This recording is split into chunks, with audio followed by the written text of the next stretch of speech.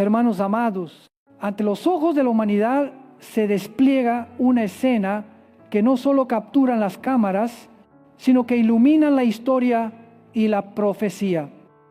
Imaginemos el desierto rojizo de la península del Sinaí, el viento caliente sobre Sharm el-Sheikh el día 13 de octubre de 2025, más de una veintena de líderes reunidos y cada pluma lista para una firma capaz de sacudir el mapa político de Oriente Medio.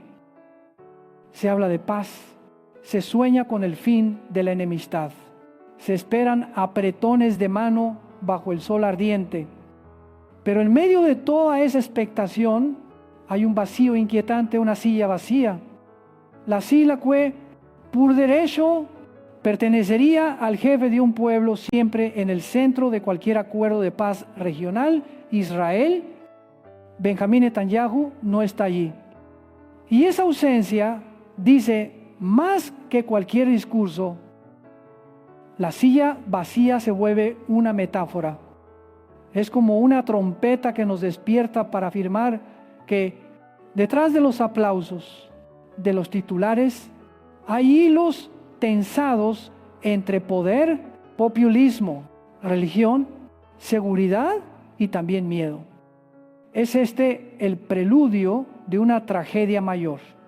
Estamos viendo los trazos que Ezequiel delineó hace más de 2600 años. No apresuro calendarios porque los tiempos pertenecen a Dios.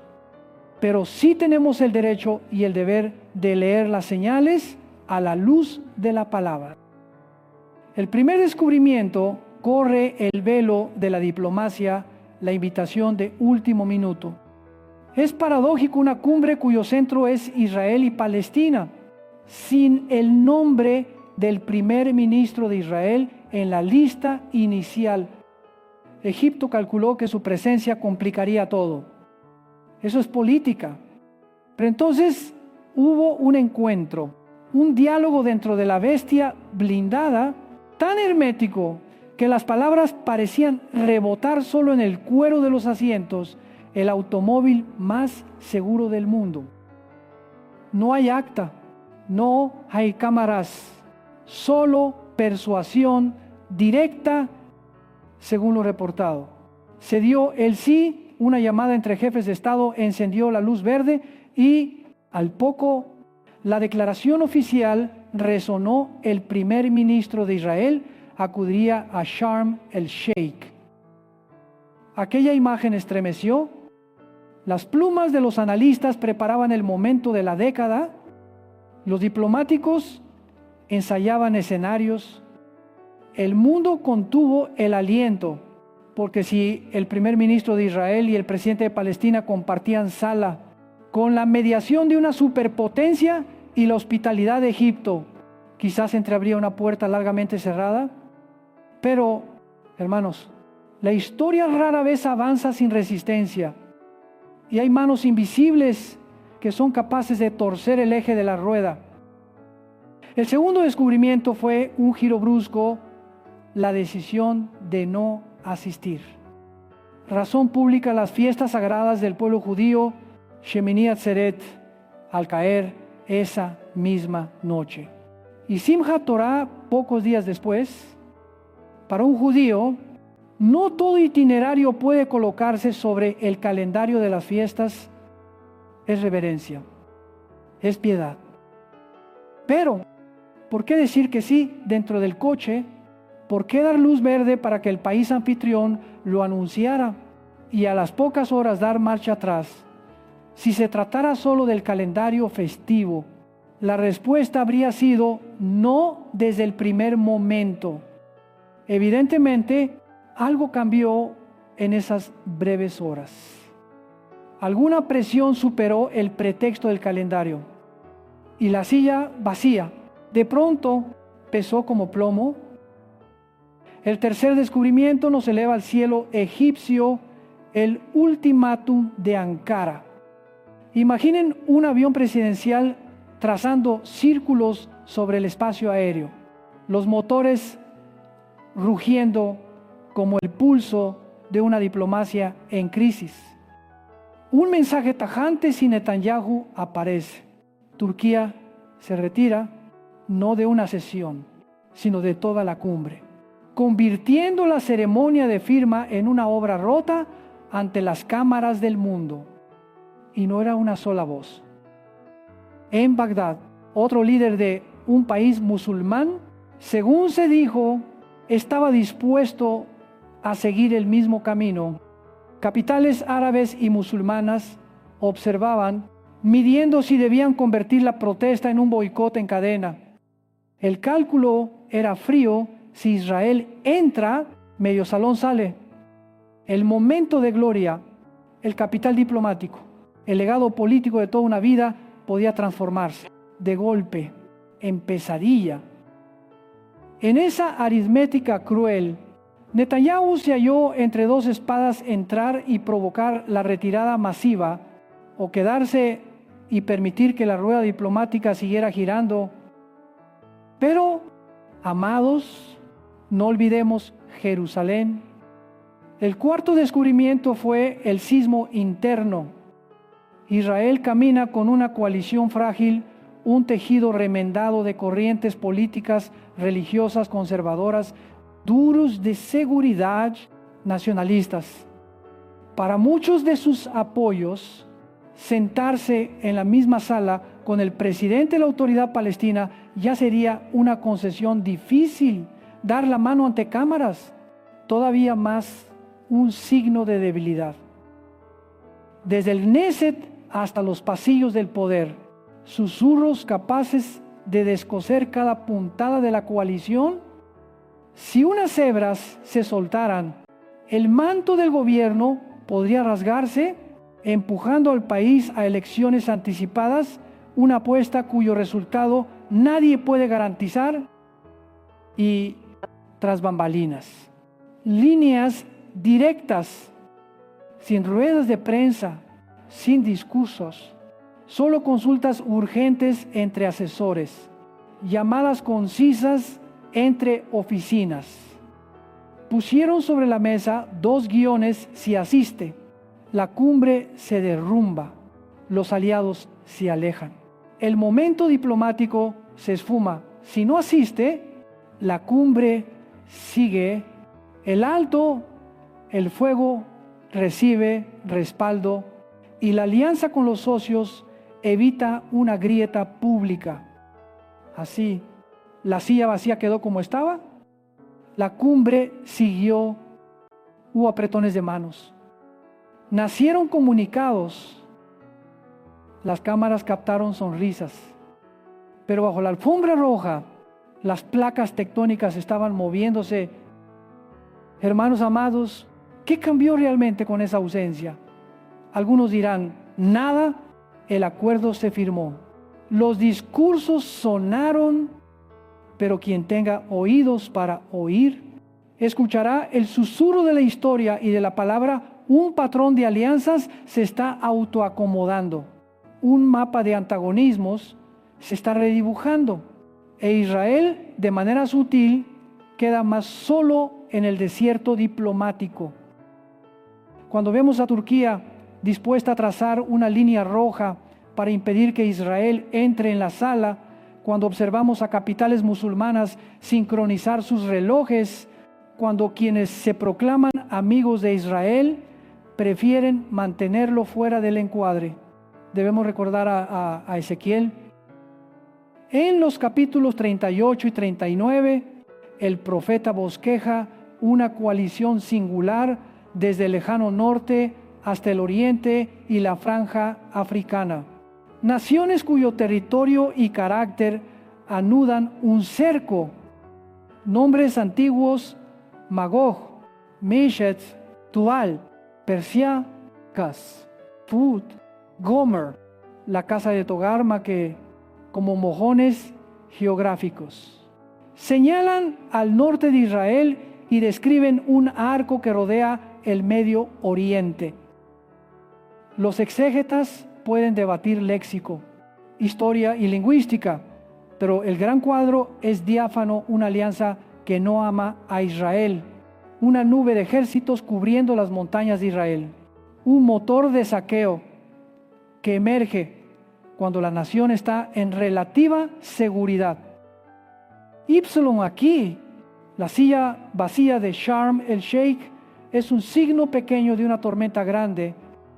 Cuando los ultimátums vuelan por el aire, cuando toda una sala podría levantarse por la sola sombra de Israel, contemplamos el boceto de un futuro en que la alianza se completa.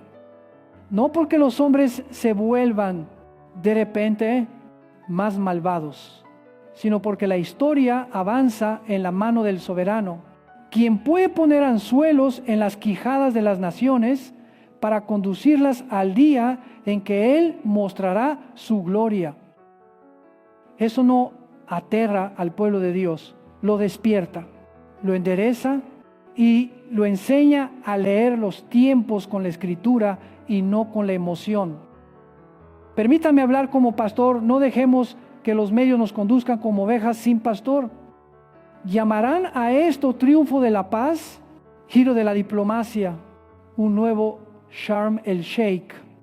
Pero la silla vacía entona otra canción, habla de la soledad de Israel en el desierto de los intereses, señala un tablero donde las piezas se colocan en posiciones familiares para la profecía, advierte que una paz de papel puede encubrir una tormenta que ya asoma en el horizonte.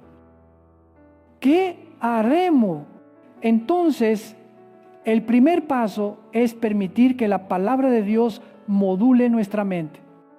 No para correr tras teorías conspirativas, ni para adormecernos con lemas humanistas, sino para que los capítulos 38 y 39 de Ezequiel, con aquellos nombres arcaicos, se vuelvan el microscopio con el cual examinamos la arquitectura de las alianzas modernas.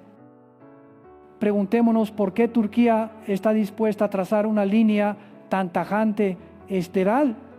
¿Por qué varias capitales ponderan al unísono?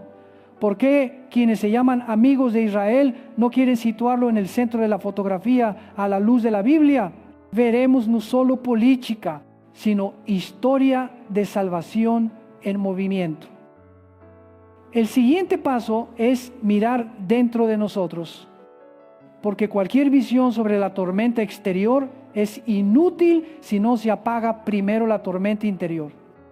Cuando Jesús se sentó frente a Jerusalén en el monte, no inauguró su sermón escatológico con terremotos o guerras, comenzó con el engaño.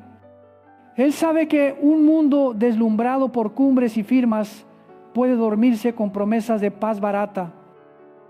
Sabe que cuando el corazón deja de amar la verdad, aplaude cualquier cosa que le tranquilice un momento, aunque lo guíe al abismo.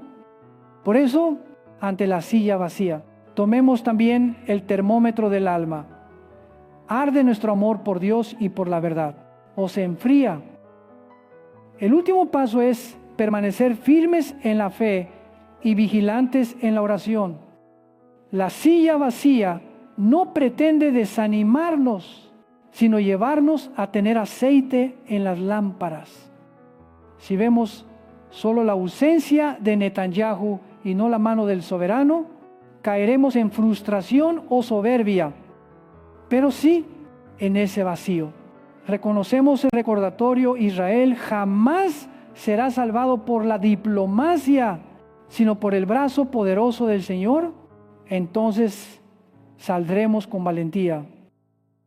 Exigiremos verdad, rechazaremos el engaño, resistiremos la anomia, nos prepararemos para días difíciles. Amaremos, predicaremos, advertiremos y anclaremos nuestra esperanza en que cuando la alianza avance como nube, el propio Dios disipará la nube con su trueno. Hermanos amados, Sharm el Sheikh no es solo un lugar, es una parábola moderna. Nos cuenta que el mundo puede montar escenarios y colgar telones de paz. Pero si el tema de la historia es la gloria de Dios y el programa escatológico es suyo, ningún director terrenal reescribe el guión. Hoy, ante esa silla vacía, no tememos, nos inclinamos ante el autor de la historia, escuchamos su palabra y caminamos con los ojos bien abiertos, porque cuando el pueblo de Dios vela, el diablo no puede arrastrarlo a su dulce sueño de engaño. Cuando la iglesia guarda encendidas sus lámparas, la noche no puede devorarla. Y cuando Israel sea rodeado, sabemos que el guardián de Israel no dormita ni duerme. Él cumplirá lo que ha dicho. Entonces, permitamos que esa silla vacía sea la campana que nos convoca a la disciplina sagrada, palabra, oración, vigilancia, santidad y amor a la verdad.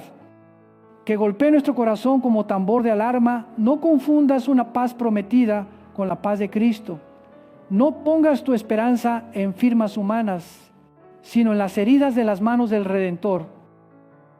Estemos listos, porque los días venideros exigirán discernir entre lo verdadero y lo falso, la luz y las tinieblas, la voz del Cordero y el susurro de la serpiente.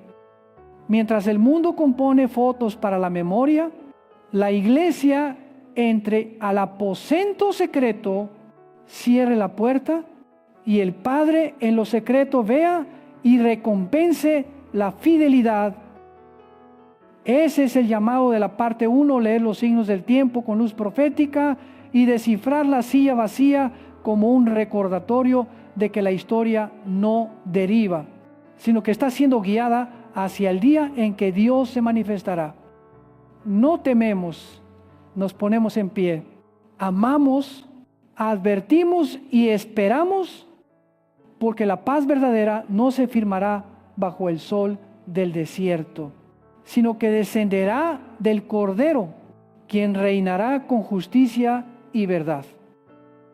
Hermanos amados, ante el horizonte geopolítico que se abre, no se nos permite mirar superficialmente como quien contempla una obra teatral.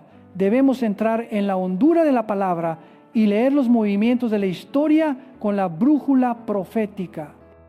Esta parte habla de una invasión de gran magnitud, de una coalición multinacional que converge sobre un único objetivo: Israel. Ezequiel describió hace mucho la imagen de ejércitos que avanzan como nubes oscuras cubriendo la tierra. Y lo que estremece no es solo el número o el armamento, sino la motivación, botín, recursos, despojo. Pongamos el cuadro antiguo junto al mundo moderno. Israel hoy es un hub tecnológico, un punto neurálgico estratégico, una nación con yacimientos de gas frente a sus costas que están alterando el equilibrio energético de la región. Cuando Ezequiel habla del deseo de apoderarse, vemos un hilo que une pasado y presente. Hermanos, no piensen que esto es una comparación árida. Miren la conducta de las naciones. Observen cómo se imponen condiciones. Se emiten ultimátums y se levantan cercos diplomáticos cual murallas invisibles. Ya hemos hablado de la actitud de Turquía, el avión presidencial orbitando el cielo de Sharm el Sheikh. La declaración tajante de que si Israel aparece, abandonarán todo el evento. No es un detalle suelto. Es la grieta que recorre un gran peñasco, anunciando un desplome posible en cualquier momento. ¿Por qué? Porque en la capa profunda se está reconfigurando una identidad, una ambición de liderazgo del mundo musulmán, un papel de defensor de los palestinos subrayado cada día y un eje de relaciones con potencias del norte y del oriente cuidadosamente cultivado. Si Ezequiel menciona la casa de Togarma, a Gomer y el arco del norte, entonces el desplazamiento de Turquía hoy late al compás de la profecía. Pondré garfios en tus quijadas no es lenguaje de diplomáticos, es la voz de Dios a través del profeta. ¿Qué expresa ese garfio? La soberanía que conduce la historia. Los líderes creen calcular libremente, sopesar intereses, añadir y quitar. Pero en realidad existe un carril invisible por el cual rueda la historia. Dios puede servirse del orgullo nacional, de la codicia humana y del temor de los políticos para tejer un tapiz que conduce al instante en que Él mostrará su gloria. Por eso, la iglesia no se aterra cuando oye de carros, espadas o alianzas que cercan. La iglesia solo tiembla si su propio corazón se enfría, si sus ojos espirituales se nublan y pierde el discernimiento entre verdad y engaño. Ezequiel añade que esa coalición llega en los postreros años, cuando Israel habita seguro, cuando el pueblo disperso es reunido de entre las naciones. Preguntémonos, ¿no vivió ese pueblo una resurrección histórica en el siglo XX? ¿No han regresado millones de judíos desde Oriente, Occidente, Norte y Sur? ¿No han producido los acuerdos recientes una sensación de seguridad relativa, aunque frágil, hasta el punto de hablarse de normalización en la vida cotidiana? Y precisamente en ese periodo de aparente calma, las nubes vuelven a espesarse. Así, lo que parece paradójico al ojo humano encaja con la lógica profética cuando el hombre descansa en la seguridad del mundo. La tormenta de la historia de salvación se prepara para irrumpir con todo. No olvidemos lo esencial: la invasión de Ezequiel termina en fracaso estrepitoso. No por superioridad militar israelí, sino porque Dios interviene personalmente. El sacudement derriba muros y hace que los enemigos vuelvan sus espadas unos contra otros. He aquí el núcleo de nuestra esperanza. La historia no concluye con los vítores de una alianza anti-israelí, sino con el trueno del Dios que desbarata los cálculos soberbios de las naciones. Por eso, velamos leyendo las señales y perseveramos en la esperanza. No desesperamos ni nos envanecemos, sino que vivimos como centinelas nocturnos, ojos en el cielo y lámparas con aceite. Desde aquí, Jesús nos conduce por 7 advertencias, como 7 peldaños que descienden a un valle sombrío, donde cada peldaño tiene nombre y consecuencias. Él no inicia con bombas o con tierra que se abre, empieza con un susurro el engaño. Mirad que nadie os engañe. ¿Por qué el engaño va primero? Porque es la puerta de entrada a todos los demás juicios. Cuando la mente se oscurece y la verdad se invierte, desde el púlpito al parlamento, de la pantalla del móvil al aula, la mentira se bautiza iluminación y el hombre marcha directo al infierno pensando entrar en la luz. Contemplen a su alrededor voces que se visten de cristianas, movimientos que se arropan de caridad, seducciones con etiqueta de libertad. Todos ellos capaces de apartarnos de Cristo si divorciamos la verdad de la gracia y desgajamos la cruz del amor. Jesús repite la alarma del engaño no una vez, sino varias, porque Él sabe que el peligro mayor no es la espada externa, sino la chegüera interna. Y la Escritura habla de un juicio terrible cuando los hombres aborrecen la verdad y se complacen en la injusticia. Dios los entrega a un poder engañoso para que crean la mentira. Tembled. Hermanos, este es el primer demasiado tarde, cuando el engaño deja de ser trampa escapable y se vuelve sentencia confirmada. De la mente, el frío baja al corazón. Por multiplicarse la iniquidad, el amor de muchos se enfriará. ¿Qué es iniquidad? No solo pecar, sino expulsar la autoridad moral de Dios del espacio público y de la vida privada. Cuando la anomia se vuelve clima cultural, el corazón se anestesia. Al principio nos incomoda, luego nos acostumbramos, después lo normalizamos. Finalmente lo llamamos progreso. Este es el segundo demasiado tarde, cuando el corazón está tan gélido que ya no desea arrepentirse. El Espíritu Santo advierte y hacemos un gesto. La palabra hiere y cerramos el libro. La iglesia amonesta y cambiamos de canal. Llega un día en que la voz ya no llama, no porque Dios se fastidie, sino porque respeta la elección del hombre. Hermanos, examínense con rigor. Arde hoy más nuestro amor por Dios, que hace 5 años anhelamos más su palabra. ¿Nos duele más el pecado o hemos aprendido a transarlo por conveniencia? Mas el mundo no queda inmóvil, con corazones fríos y ojos ciegos. En ese clima surge un hombre, el anticristo, y esta es la tercera advertencia: la anomia le abre camino. Cuando se invierten los valores y libertad, se define como romper todo estándar que Dios estableció.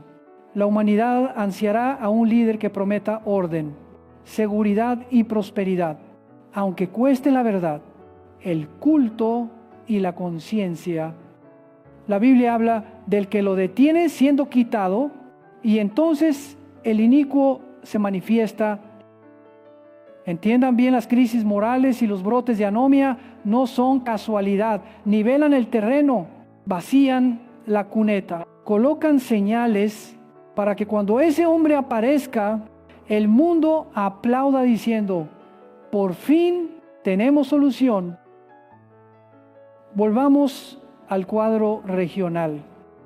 ¿Qué vemos? Ultimátums, contactos secretos, comunicados que parecen livianos y en realidad colocan piezas en su casillero.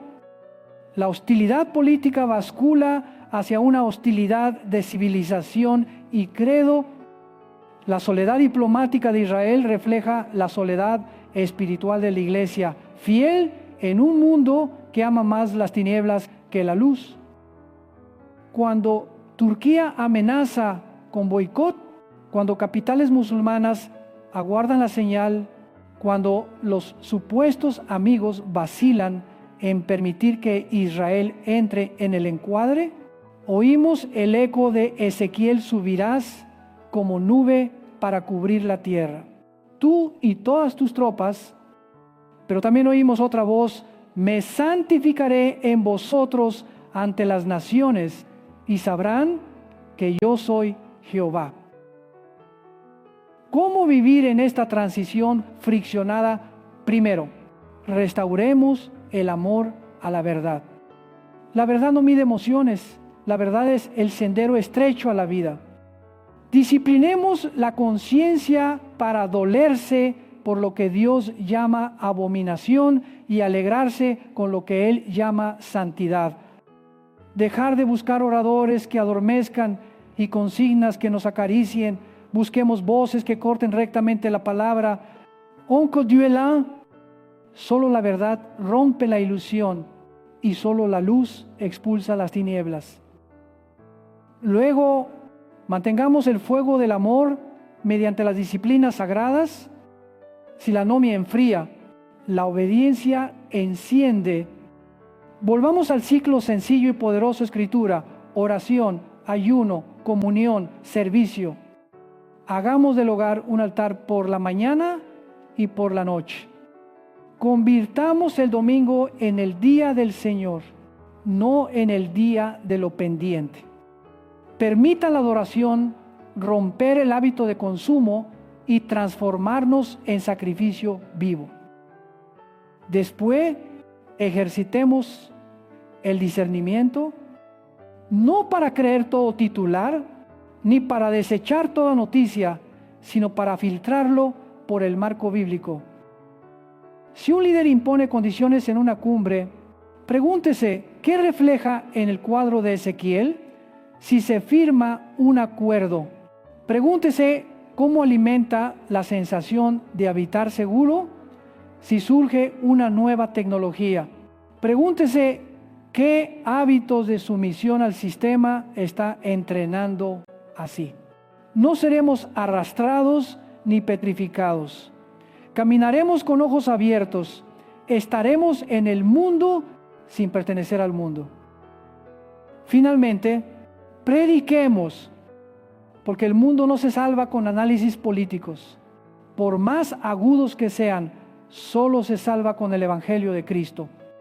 Si entendemos que el engaño es la puerta de la ruina, la primera tarea es anunciar la verdad de la cruz, donde Dios exhibe justicia perfecta y derrama gracia abundante.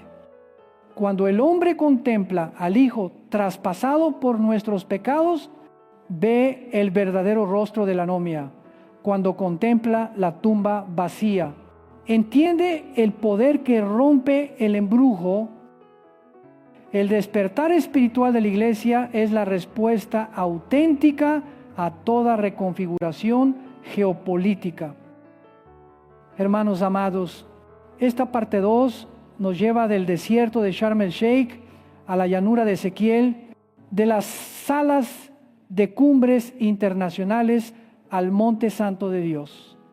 Muestra una coalición que se forma, un garfio que guía la historia y a un Dios que se manifestará en la caída de los planes soberbios. Advierte que antes de que la tierra tiemble, la mente puede estar engañada. Antes de que arriben los ejércitos, el corazón puede estar helado. Y antes de que aparezca el anticristo, la anomia puede reinar. Pero también alienta, la gracia permanece, el fuego puede reavivarse. Y la verdad aún abre los ojos del ciego. Así pues, en un mundo a la vez adormecido y tenso, ocupemos nuestro puesto de guardia, hagamos de la palabra lámpara a nuestros pies, de la santidad, coraza, de la fe, escudo y de la oración, aliento. Amemos a Israel intercediendo con fidelidad. Amemos a las naciones predicando el Evangelio y amemos a Dios con obediencia gozosa. Cuando la alianza avance como nube, Dios responderá con trueno. Cuando el engaño teja su red, la verdad la rasgará. Cuando la anomia hiele el corazón, el fuego del altar lo encenderá. Y la iglesia, no por fuerte, sino por fiel, permanecerá firme hasta el día en que el Hijo del Hombre se manifieste en gloria. Hermanos amados, hemos contemplado el signo de la coalición que amontona nubes en Ezequiel y las 3 primeras advertencias que Jesús desvela: engaño, amor que se enfría y anomia que abre paso al anticristo. Ahora la palabra nos invita a ir más lejos, hasta el hito decisivo que el propio Señor señala como la señal, la abominación desoladora. No es un término de comentaristas, sino el lenguaje sagrado de la historia de salvación, la bisagra que separa la primera etapa de la gran tribulación. Y una vez alcanzado ese hito, la elección deja de ser teoría para volverse cuestión de vida o muerte en cada hora. Escuchemos el peso de esta advertencia. Jesús no solo enumera guerras, terremotos, hambre, persecuciones y falsos profetas.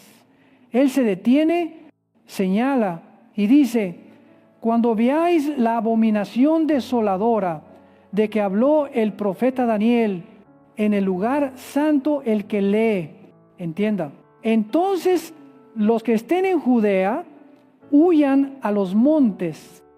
Hermanos, ese mandato suena como trompeta de alarma. En la noche no volver por el manto, no regresar por enseres, no, dudar un minuto. ¿Por qué tanta urgencia? Porque en ese preciso punto se cruza una línea invisible, la profanación suprema del hombre al entronizarse en el lugar de Dios. Daniel contempló esta escena como una raya precisa en la regla del tiempo. Confirmará un pacto con muchos por una semana. A la mitad de la semana hará cesar el sacrificio y la ofrenda. En la mitad de 7 años, 3 años y medio, él, a quien el Nuevo Testamento desenmascara como el anticristo, entra en el lugar santo, suspende el culto y establece un acto de sacrilegio tan monstruoso que la Escritura lo llama abominación. Pablo nos da el primer plano, el que se opone y se levanta contra todo lo que se llama Dios o es objeto de culto, tanto que se sienta en el templo de Dios como Dios, haciéndose pasar por Dios. No solo interviene en el rito, sustituye al objeto de adoración. No solo altera el orden, ocupa el trono. El Apocalipsis descorre otro telón, la imagen de la bestia es erigida. Se le da aliento para hablar, ordenar y matar a quienes no la adoren. Hermanos, esto no es mito, es el clímax de la espiritualidad falsa. Tecnología, hechicería, psicología mediática y poder político mezclados en una copa embriagadora que hace a la humanidad postrarse ante su propia imagen, magnificada en un hombre que se presenta como la solución para el orden mundial. Desde Edén, la serpiente susurra: seréis como Dios. En esta etapa, esa frase se industrializa, se codifica y se difunde globalmente. Mirad, la humanidad entronizada en este gran líder, arrodíllense ante el futuro.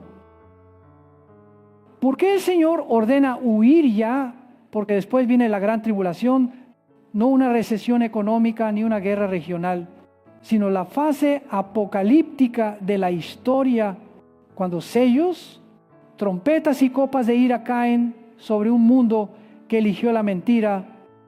Cuando el anticristo coloca su trono en el templo, no es solo una afrenta religiosa, es el ultimátum del infierno a la humanidad: adora o muere. Y no lo olvidemos, porque la iglesia se había vuelto complaciente con el engaño, porque el amor de muchos se enfrió. Porque la cultura entrenó la anomia como nueva fe, el mundo verá arrodillarse como algo razonable.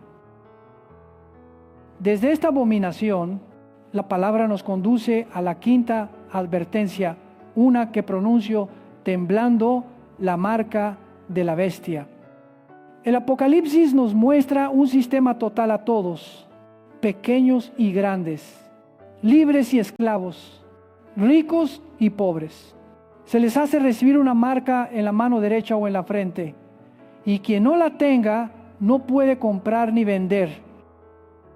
Algunos preguntaron, ¿cómo podría ocurrir, miren, alrededor identidad digital?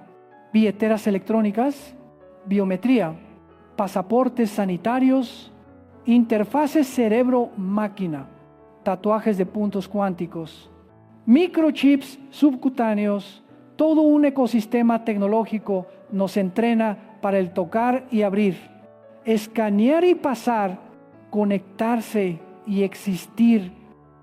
La tecnología en sí no es pecado, es el corazón ebrio de poder, unido al miedo, al caos, lo que vuelve la tecnología un grillete razonable para esclavizar al mundo. Se dirá, necesitamos seguridad, implantemos chips para eliminar la suplantación. Necesitamos salud inteligente, permitamos rastrear pulso, glucosa y ubicación para salvar vidas. Necesitamos eficiencia económica sin billeteras ni tarjetas, tu mano será la llave.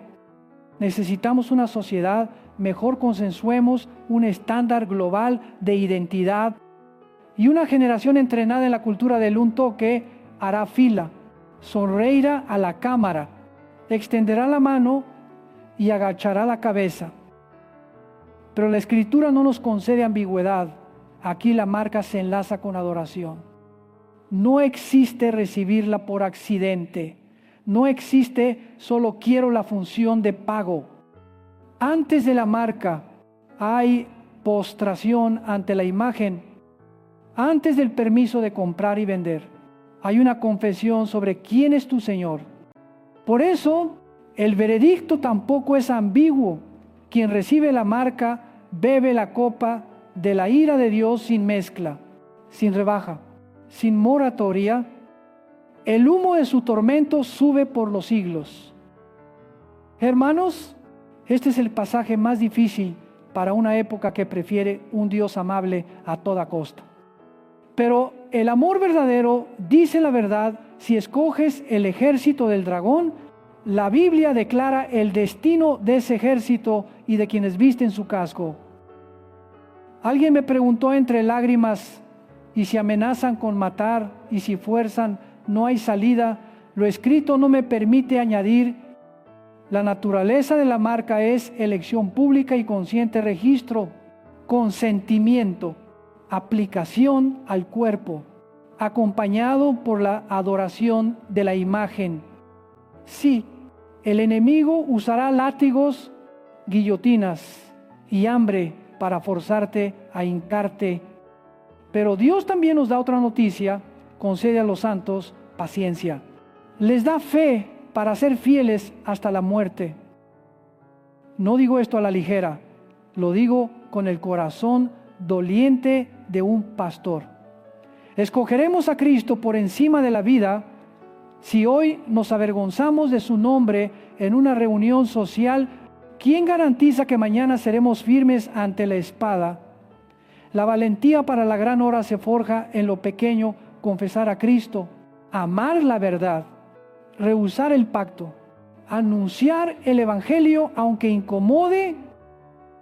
Pero hay un demasiado tarde que no necesita esperar a la marca, la muerte. La carta a los Hebreos recuerda, está establecido que los hombres mueran una sola vez y después el juicio. Es el enemigo silencioso que toda civilización intenta ocultar tras cosmética, suplementos y eslóganes de disfruta la vida. El conteo sigue y cuando se detiene la aguja, no hay negociación, no hay deme tiempo, no hay. Lo pensaré. Solo una pregunta: ¿confiaste en mi Hijo Jesucristo como Señor y Salvador? Si sí, su sangre te cubre, su justicia te reviste, el cielo se abre. Si no te quedas con tu culpa y la justicia eterna permanece justicia. Hermanos, este es el demasiado tarde universal. Puede llegar mientras planeas el futuro. ¿Conduces a casa o te arropas en el lecho? No necesitas 7 celos, 10 trompetas, ni 7 copas. Solo requiere un latido menos. Entonces, ¿qué haremos? Primer paso: entender cómo ordena Jesús. El que lee, entienda, no para debatir, sino para sobrevivir en sentido espiritual. Entender que la abominación no es solo un objeto en el templo, es un programa de adoración sustitutiva, una religión del yo entronizado. Entender que la marca no es solo tecnología, es un pacto de lealtad con la bestia. Entender que la indulgencia de hoy es el tobogán hacia la opresión de mañana. Y entender que nadie se vuelve fiel de improviso con el cuchillo al cuello. La fidelidad es hábito del corazón. Paso siguiente: huir. Pero ¿cómo si no vivimos en Judea? La imagen de escapar a los montes enseña un reflejo espiritual: determinación.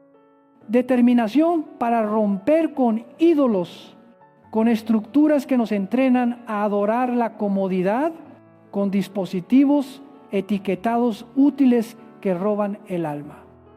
No significa abandonar la tecnología, significa deyugarse. Domina tu teléfono, no deje que él te domine. Usa billeteras electrónicas, no permitas que definan tu valor. Agradece la ciencia médica, no conviertas la salud en deidad para obedecer todo mandato por seguridad. Construye un monte en casa, rincón de oración, disciplina bíblica, altar familiar, resolución de santidad para que cuando el mundo vocifere ya estés en lo alto, cerca del cielo, donde la voz del Padre silencia a la muchedumbre. Luego, forjemos coraje el que sabe llorar sin retroceder.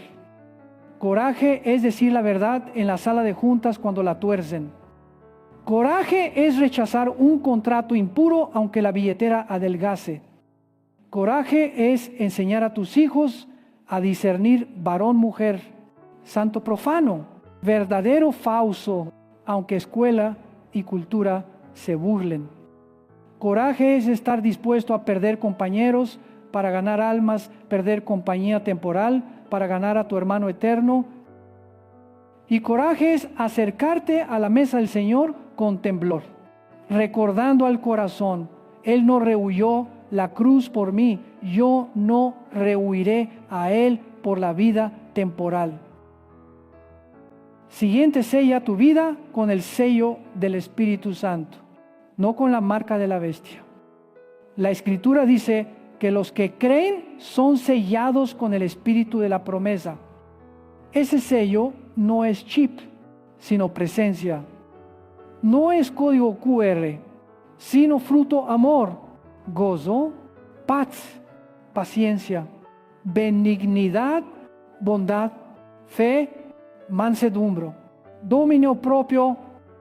Cuando el mundo exija un número para verificarte, el cielo verá el sello del Espíritu para reconocerte.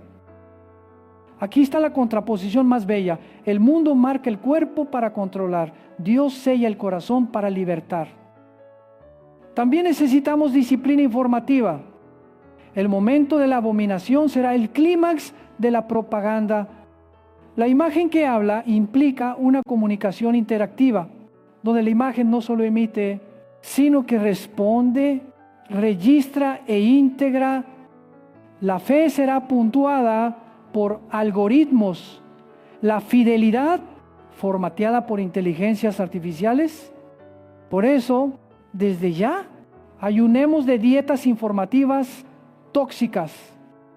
Establezcamos Sabbat para los dispositivos. Dediquemos una franja santa diaria a la palabra y al silencio.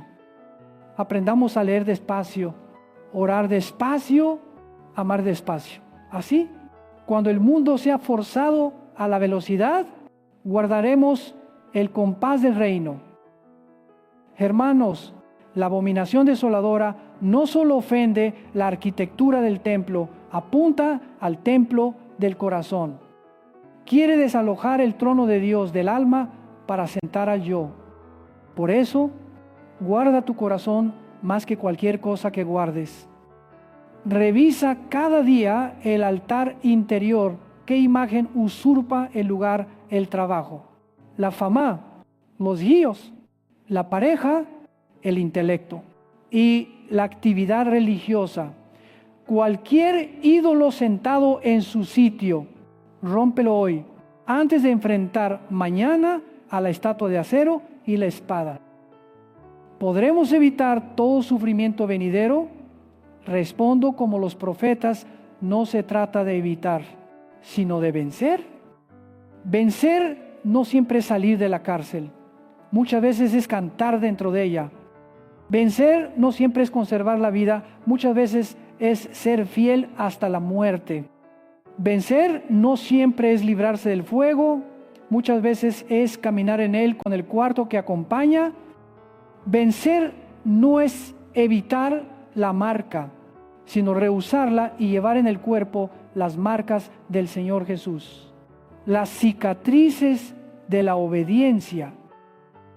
Y ahora recapitulemos las 6 advertencias para que ninguno caiga en el demasiado tarde. Un engaño ama la verdad. No sea que Dios te entregue a lo que elegiste. 2, amor frío, avívate en la obediencia. No sea que dejes de desear arrepentirte. 3, anomia, levanta otra vez las vallas de la palabra en tu casa y mente. 4, abominación, reconoce la señal y rompe con el culto falso. 5, marca de la bestia grava, que es culto, no comodidad. Jura en tu corazón antes la muerte que negar a Cristo. 6, muerte, reconcíliate hoy con Dios por la cruz de su Hijo. No entregues tu alma al mañana que no te pertenece. Hermanos, no estoy aquí para sembrar pánico, sino para despertar esperanza sobria. Entre tantas advertencias, resplandece una promesa: Dios conoce a los que son suyos. Los guarda como a la niña de sus ojos. No permitirá prueba más allá de lo fortalecido por la gracia, y ha reservado a la iglesia una fe que vence al mundo, no la fe que evita el viento, sino la que rema contra él. No soñamos con un paraíso terrenal construido por hombres, esperamos cielos nuevos y tierra nueva gobernados por el Cordero. No nos aferramos a firmas bajo el sol del desierto, nos aferramos a las llagas del Redentor. No hacemos fila por la marca fácil, doblamos rodillas para recibir el sello del Espíritu. Por eso, ahora mismo, si tu corazón se siente reprendido, no te endurezcas. Ven a Jesús, quien bebió la copa de ira por nosotros en la cruz. Él cargó la abominación de nuestro pecado sobre su cuerpo para que no enfrentemos la abominación de una profanación eterna. Arrepiented, cree y entra en la vida nueva. Y si ya crees pero la llama menguó, vuelve al altar y Él soplará, vuelve a la Escritura y Él abrirá tus ojos, vuelve al cuerpo de Cristo y Él sanará por su iglesia. Prepárate no acumulando armas ni en pánico, sino aceite en la lámpara, palabra, oración, santidad, vigilancia y amor a la verdad. Hermanos amados, mientras la sombra del tiempo se alarga sobre Jerusalén y sobre la tierra entera, oímos a Jesús, el que lee. Entienda, los que están en Judea, huyan a los montes. Esa voz también nos habla: el que ama la verdad, rompa con la mentira, el que es mío, renuncia a la marca, el indeciso, reconcíliese pronto con Dios mientras va por el camino. Y respondemos: Señor, séllanos con tu espíritu, guárdanos de la tentación, haznos fieles hasta la muerte para recibir la corona de la vida. Y cuando llegue ese día, sea el que los hombres llaman fin del mundo o el de cerrar los ojos en esta vida, no tendremos miedo. Porque quienes eligieron al Cordero hoy entrarán mañana en su gloria. Quienes rehusaron la marca hoy llevarán mañana su nombre en la frente. Quienes amaron la verdad hoy verán la verdad abrazarlos para siempre. Iglesia, levántate, enciende la lámpara. Vigila en la noche, espera al que viene. Y cuando Él venga, toda marca falsa se apagará, toda estatua caerá, toda espada yacerá, y solo quedará un nombre sobre todo nombre. Este es el llamamiento final de la parte 3. Reconoce la señal que el Señor señaló. Rompe con el culto falso. Rehúsa la marca de la bestia. Prepárate para enfrentar la muerte con esperanza de resurrección y vive hoy como quien ya lleva el sello del Espíritu Santo. Porque el día del Señor está cerca de cada latido que teme su nombre.